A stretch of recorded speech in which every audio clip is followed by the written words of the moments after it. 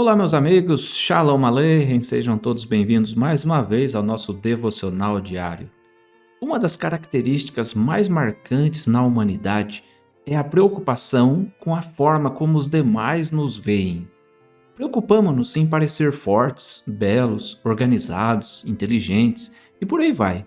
Na maioria das vezes, julgamos de forma errada, com uma tendência quase sempre de sermos insuficientemente bonitos, insuficientemente capazes e que os outros são sempre melhores do que nós. E é um sentimento de baixa estima pessoal. Isso cria também nas pessoas a necessidade de maltratar, de humilhar, de ofender os outros, para que elas mesmas sejam capazes de se sentirem poderosas. Evidente que não deveria ser assim. Cada um de nós tem habilidades, tem talentos e tem características distintas. Um bom exemplo bíblico disso é o episódio dos espias que Moisés enviou para a terra de Canaã.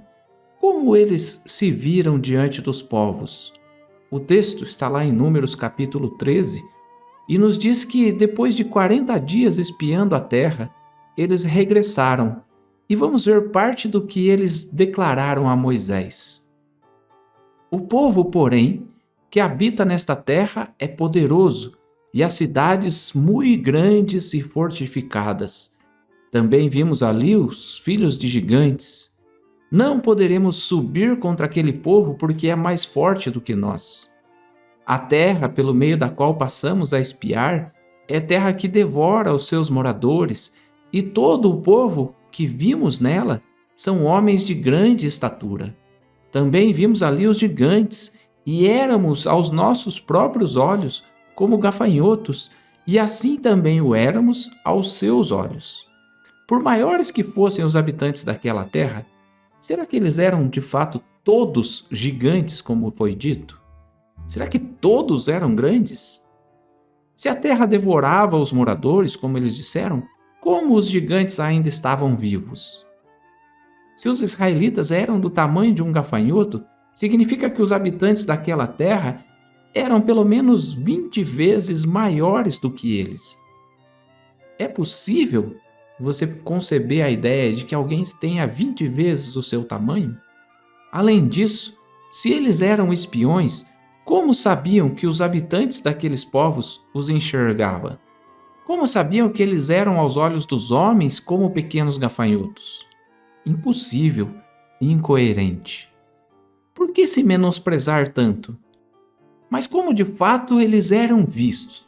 A Torá nos declara, em situações de guerra, como os filhos de Israel eram vistos. Números capítulo 22, versículos 2 ao 4, nos diz assim: E viu Balaque, filho de Tsippor, tudo o que Israel fizera aos amorreus. Moabe teve grande medo deste povo, porque era muito, e andava angustiado por causa dos filhos de Israel. Pelo que Moabe disse aos anciãos dos midianitas: Agora lamberá esta multidão tudo quanto houver ao redor deles, como o boi lambe a erva do campo. Por aí a gente vê a percepção daqueles que odeiam Israel.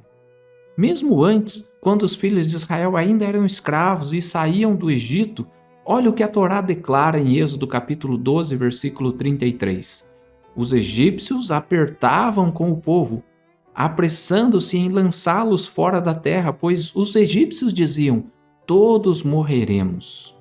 Mas por que estamos falando disso, se nos devocionais nós temos estudado sobre o livro de Josué?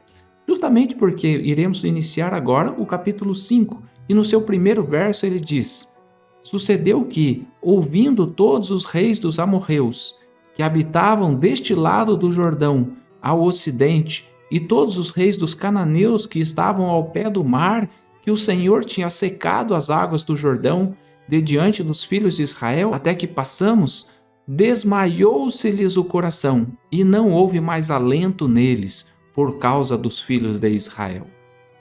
Como sabemos, Israel estava há 4 dias de celebrar seu primeiro Pêssar na Terra Prometida. E esse verso vem para mostrar que eles deveriam ficar tranquilos.